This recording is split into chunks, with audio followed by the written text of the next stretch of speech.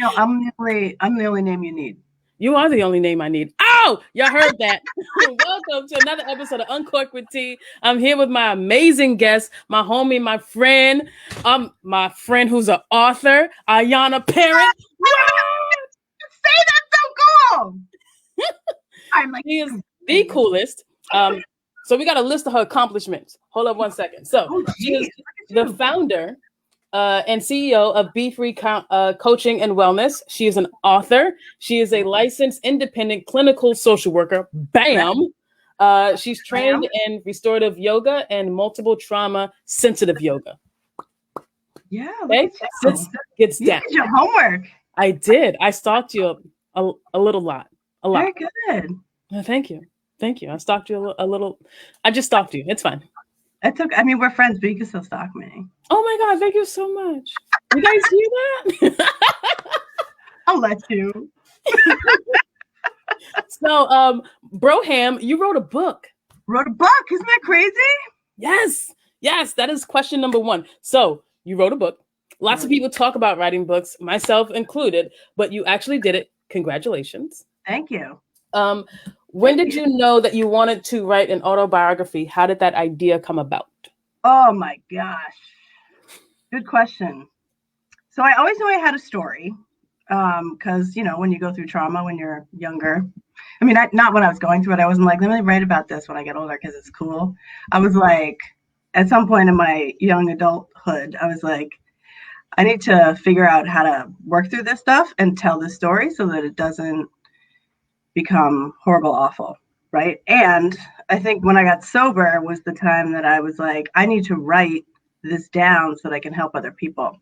Mm-hmm. Because for so long, like the stigma of addiction, and so many people were dying, and especially in COVID, it's hit the recovery community. I mean, people of color extremely, but people don't understand that a lot of people of color also are addicts, just by the nature of racism. And so this whole thing just really impacted the recovery community. So I just knew that in order to help people, the key really was to not be afraid to share my story, because when secrets are hidden, that's when we don't heal. So yeah, you like that? Yes, I love that. When secrets are here, say it again. I lost it. When we keep secrets, that's not when we heal. Something like that. No, it was perfect. Yeah. So yeah, I mean, just sharing my story and having to say it out loud. And also I knew when I was in rehab that I was designing my own coaching model, and the writing of that process was really helpful in healing to me. And so part of the healing process for me was just to get it out to the world, and to not only talk about because a lot of people talk about the addiction story. So I was really careful in the book to not write every single time I was drunk, and just kind of because people who are, addicts, they know it, they live it, right? And the people who aren't don't really need to know all of the bullshit. Oh, sorry, am I allowed to speak? Oh, you can say whatever the fuck you want. Oh, okay. Okay, good. So the people who are addicts, they know the story, but the people who aren't need to know the important parts about it. But you don't need to know all the horrible, awful things I did. You already have this image of addiction anyway. Mm-hmm. So it's really important for me to tell the story, and then carve it around trauma, and then carve it around how you can actually, live in recovery and live feeling free. And so the ending, it's really all about freedom. And it starts sort of when I was a little kid and waiting for my mom on a train, and she never showed up. And that sort of becomes the thread of the whole thing, and how I sort of at the end became an adult and freedom at the same time. Nice. Yes. And then built a business around it, on the side. Genius, by the way. Well, we're gonna get to that. Genius. Y'all don't even understand the. Hold up. So, how long was the book writing process, man? How long did that take? I know that's people's question every time I do a book signing. Every time. Okay, it's been 3. No, you fuck that up. Okay, every time you do a book signing. Okay, great. Yeah, every time I do a book signing, that's usually people's first question. Mm-hmm. So I had an amazing editor, and the way that this process went was, at first I was trying to write down chronologically. And I had taken a coaching course with Anna David, who's this amazing recovery person and does all this stuff in terms of helping authors create their, sort of outline to the book. So I had the actual outline and I could have shopped it around to publishers, but it just wasn't like, it didn't feel awesome to me yet. Like I just was like, well, I have this thing.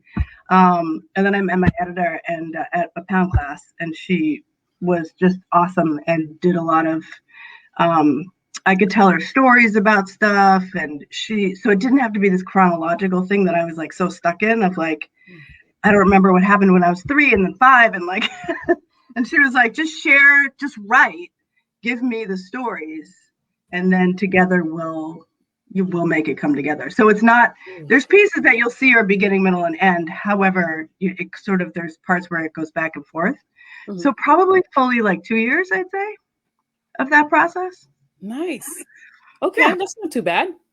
No, not bad at all. And I actually didn't work on it like consistently. Like there would be times where I'd be like really into writing and work on it, and then there'd be a couple months where I was like, don't feel like it at all. And then there'd be parts where like I would talk about my trauma and it was a lot, and so I had to take a break because that's just PTSD and all this stuff was coming up, and I was like, I really got to be careful here. So my editor was great. She's like, do what you got to do. There's no rush, like no timeline here. It's not like I had an amazing publisher, but she was also the same, independent. And so there wasn't like this deadline or hard deadline where I had to like really power through it or anything. So that was cool. It was much more creative process than I feel like maybe some other people have dealt with when they have publishers that have like hard deadlines or, writing deadlines that can impede the creative process, if you will.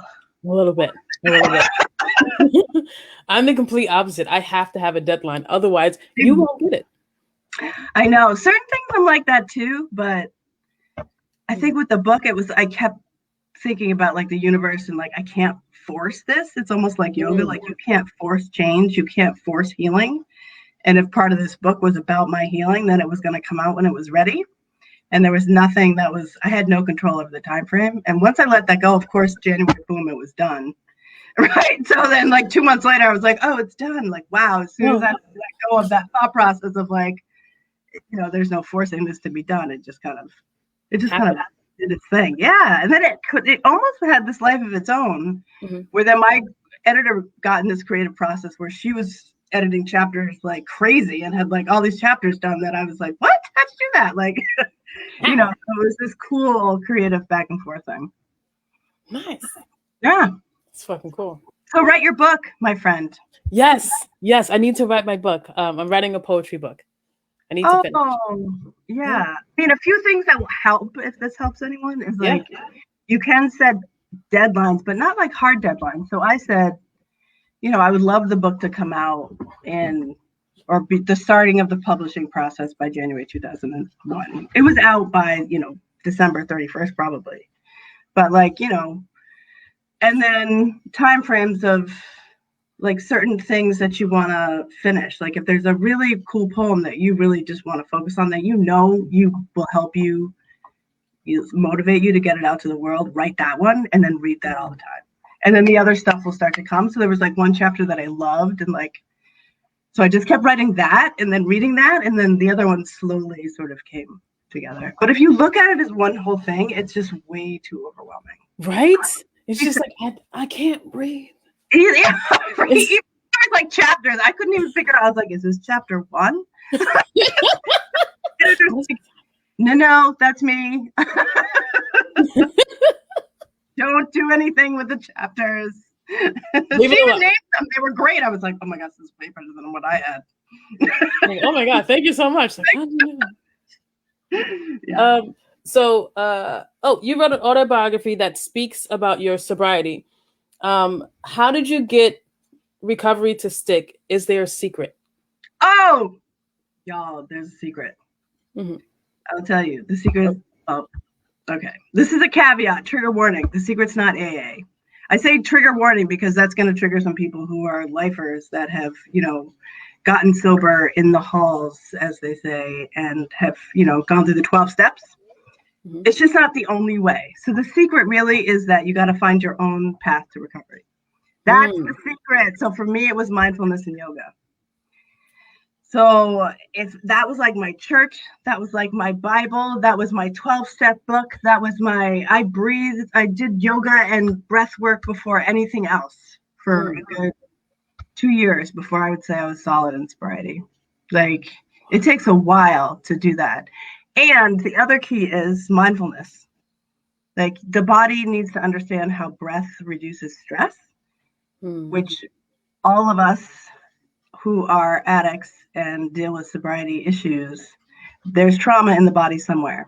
I've not met one person who has not had something traumatic happen to them, even if they don't remember it. So oftentimes what happens is it's traumatic from something that they don't remember because the brain just can't. And so, lots of people be like, but I'm fine. Like, I just drank a lot in college and I couldn't get rid of it. Yeah, no, it doesn't happen that way. No. It really like gets stuck in your body somewhere, trauma. So then the key to getting that out is to help with breath work and mindfulness. And that's why I started Be Free, because I don't think that is out there enough in recovery places, in rehabs. It's got to be, honestly, if people aren't teaching people how to breathe first, you're missing a whole fucking step. It should be step one of anything. Super important. Everything. Yeah. You taught me how to breathe. I know. You call me when you're stressed. I say, take a breath. Yes. I'm just like, I don't know what I'm doing with my life. I'm like, you gotta breathe into your belly, girl. Let's do this. Yeah. Oh, yeah. Gabby said, love this. And Shakara said, hey, T, what up, though?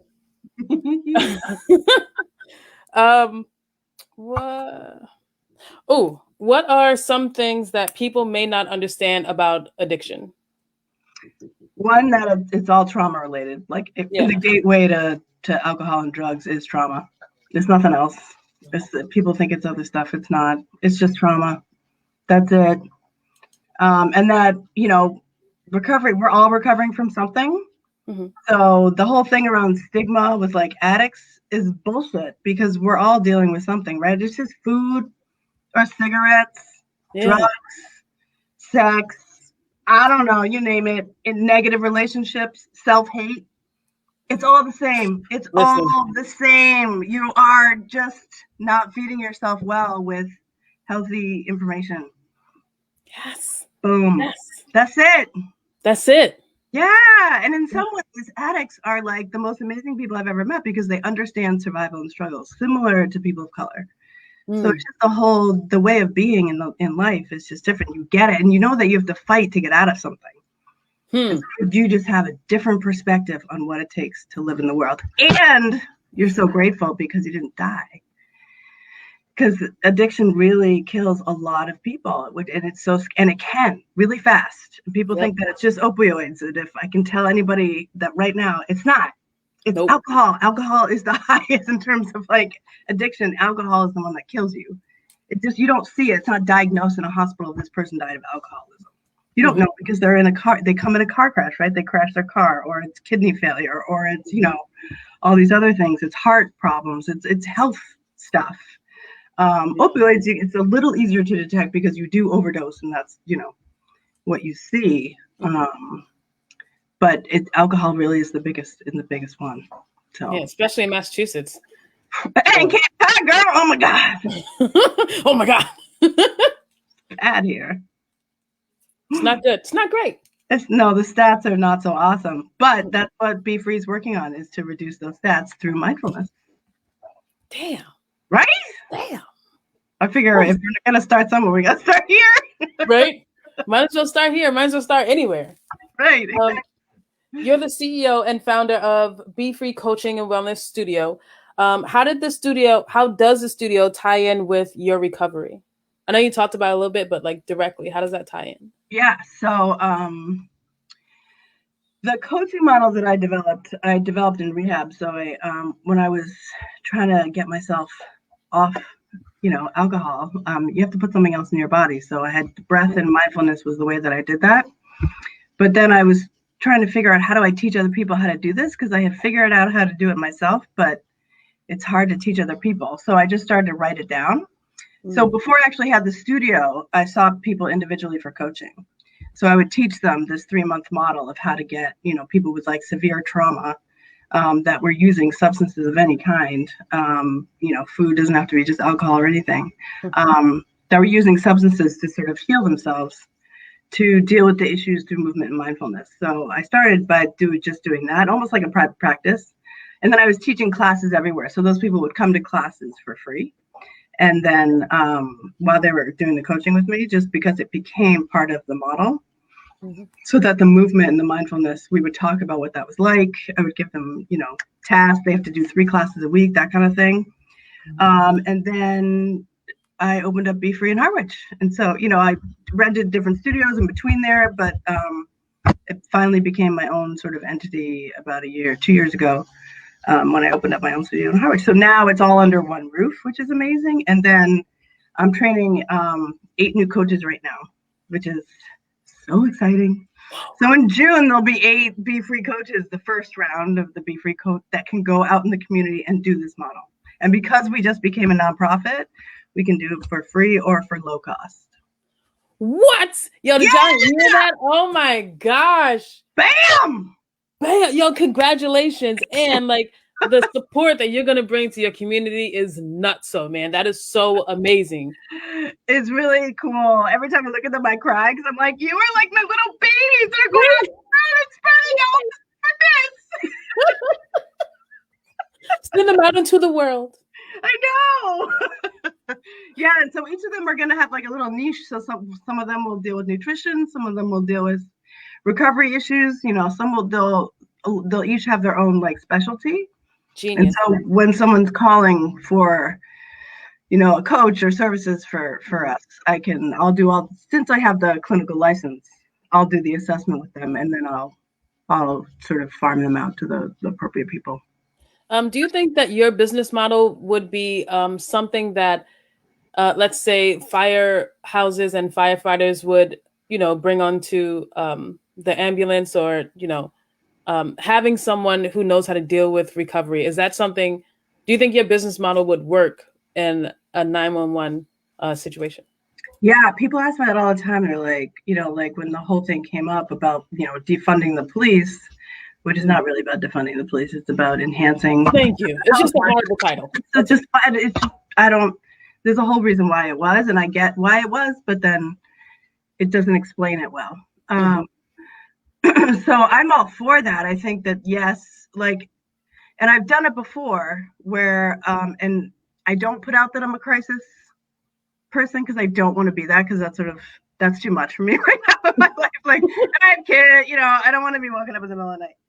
But there are people that know that I do this, and that are in trouble. And, I would never, ever turn my back on somebody. And so I have done a lot of crisis work where I've gone and, if people are on the streets and they just can't get themselves help, I will go get them. You know what I mean? Like, I will, if they just need it, I'm going to be there and I'm going to, get it. So it's like, people are very careful with my cell phone. I respect that. They only call me for that stuff. But if I tell people, if it's a life or death situation, and you have nowhere to go and the person's in recovery and they're an addict, like, call me. So I do that anyway. And so just to have the police would actually be more helpful in those cases. Because there's language that recovery people and addicts sort of understand. They feel judged no matter what. Especially if it's police, and they've been treated horribly in healthcare systems for so long, and they feel bad about themselves anyway. That's the other thing that people don't understand about addiction, is that we feel worse than any stigmas. Like, whatever you think about us, we feel worse. So it's like, if you don't get treated well, it's like it just taps into all the stuff that you hate about yourself anyway, because you're not able to get yourself out of that. So I can talk to people in a way where it can negate that, and the trust is huge. The trust is huge. So, before I sort of would do that, I would love to work with, and this is part of the strategic plan for Be Free, is to develop a model for first responders to work on their own PTSD stuff, because people don't understand that there's a lot of addiction there that gets hidden just because, they're supposed to be strong, they're saviors or heroes, this whole thing that gets caught up with police all the time. But because of that, there's a whole dynamic that happens with power, with race, with all this stuff that we're seeing. But if there's a way for Be Free to get in there around mindfulness and helping them deal with some of those things, I think we could reduce sort of the violence as well. Yeah. I just thought about a thing when you said, first responders being heroes. Do you think the idea of heroes and villains is something that America spends too much time on? Wow, what a question! I know, it just popped in my head. I was just like, huh. A whole other podcast, girl. I know. Heroes and villains. After I just watched Amends with Wilson, I mean, like, talk about villains. The whole America is a villain. Oh my God. Yeah. So I don't know. What I feel like we spend too much time on is like maybe heroes and villains, good and bad. Like I don't think good and bad is true. My husband would disagree if he's watching. I don't think there's bad people in the world. I think that people get caught up in some really, really difficult shit. Mm-hmm. People of color, white people included, that is trauma that sort of leads the way to a path that may not be healthy. So I think we spend a lot of time defining who's good and who's bad. And then racism gets in there and it's just horrific. Yeah, history has proven itself. Anyway. I don't know. I just threw itself in there. I love it. Oh my gosh. Emily Intros, what up, Twiz? She said, Ayanna, you're amazing. Oh, you're so nice. And she said, T always spewing out the deep questions. Which is cool. Oh, sorry, I talked over you. No, you're good. I said she's working with Bruce now. He's doing the nonprofit stuff for me. Oh, for real? Who's Bruce? Who's Bruce? My lawyer. Oh, okay. I was thinking about the comedian, but that makes more sense.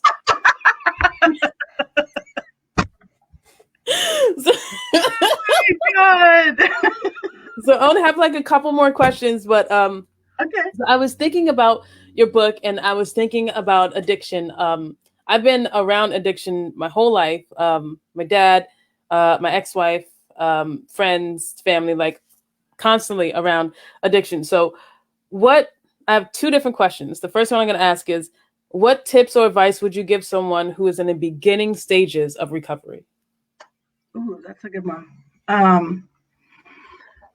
So the very beginning stages, it's a lot about non-judgment.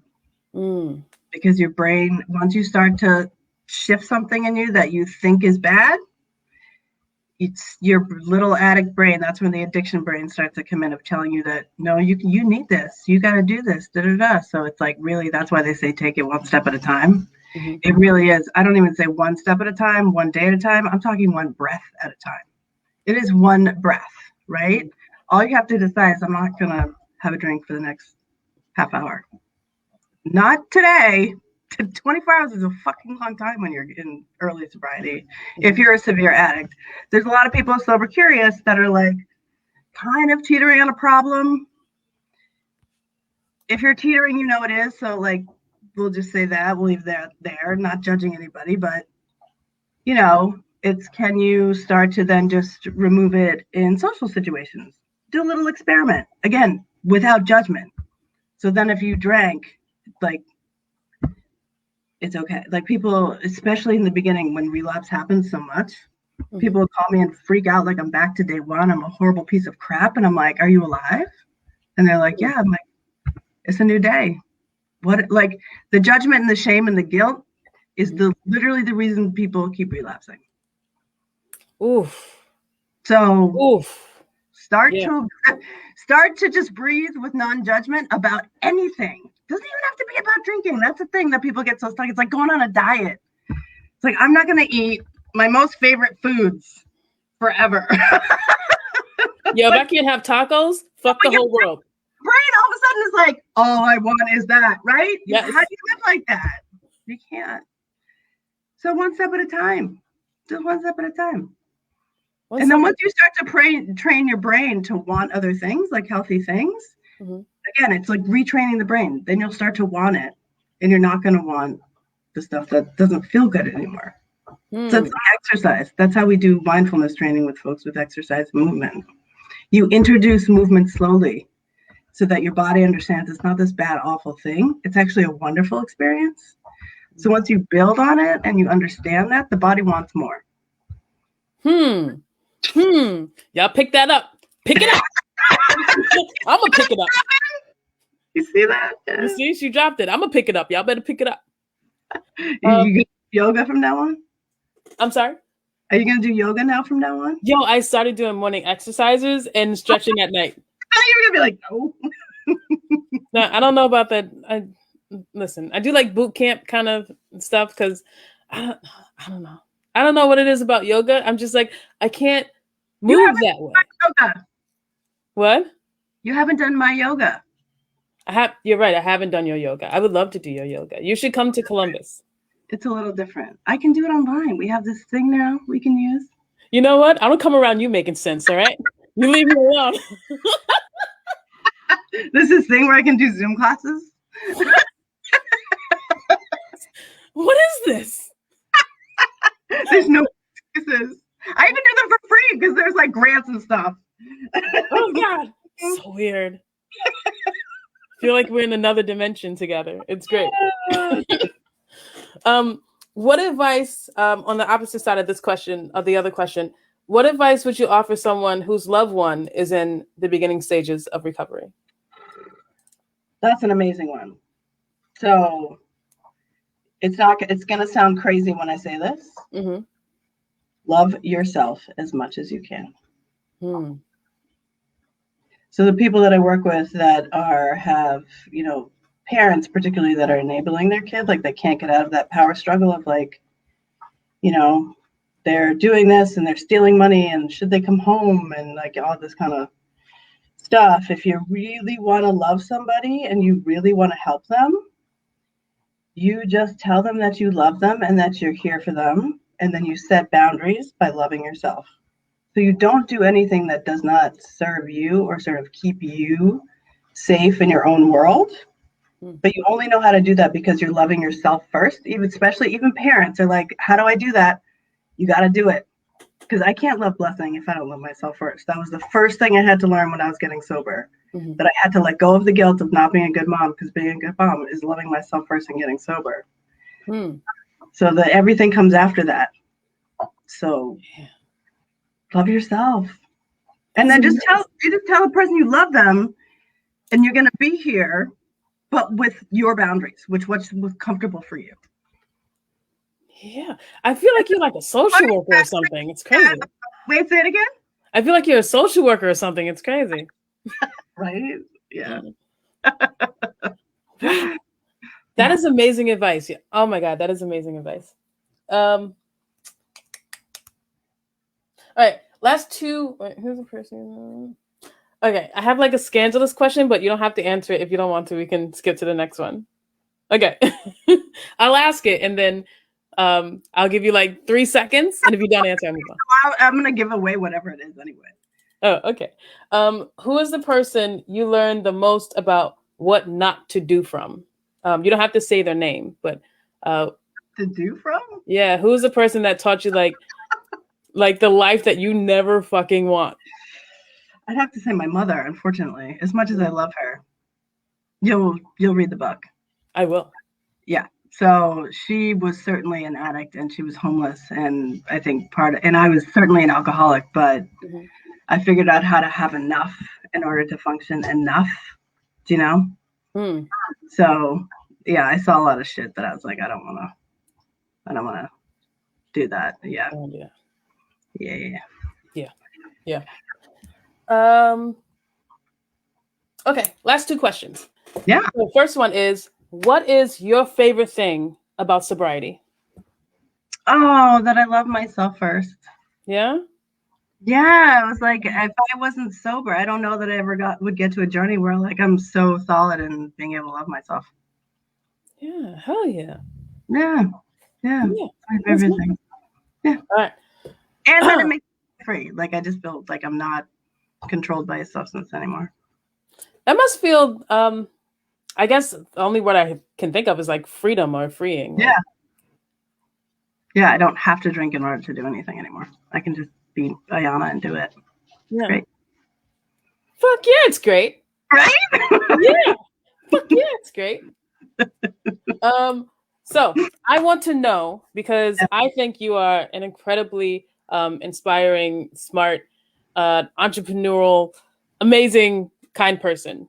So when I meet people like you, I want to know who inspires you. That's so funny because I just said my mom, and now I'm going to say my mom again. Really?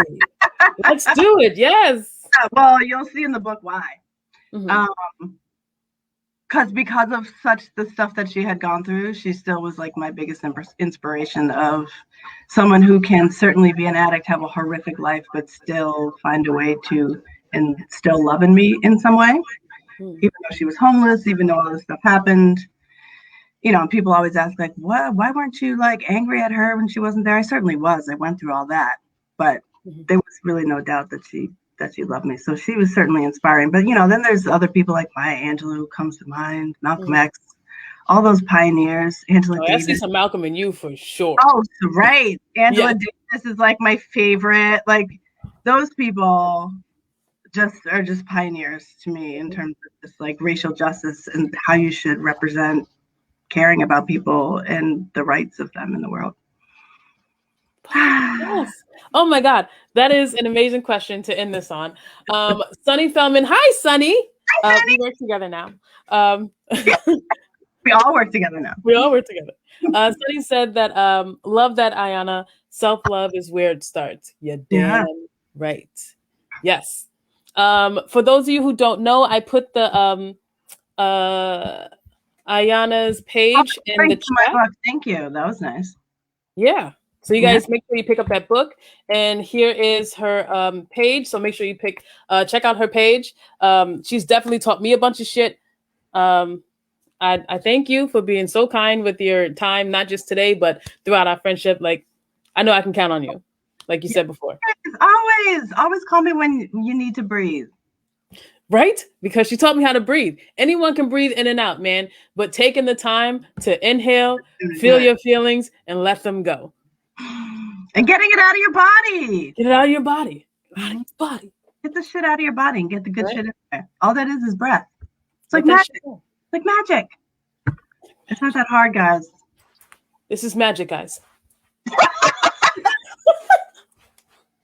This is Be Free magic. Why aren't you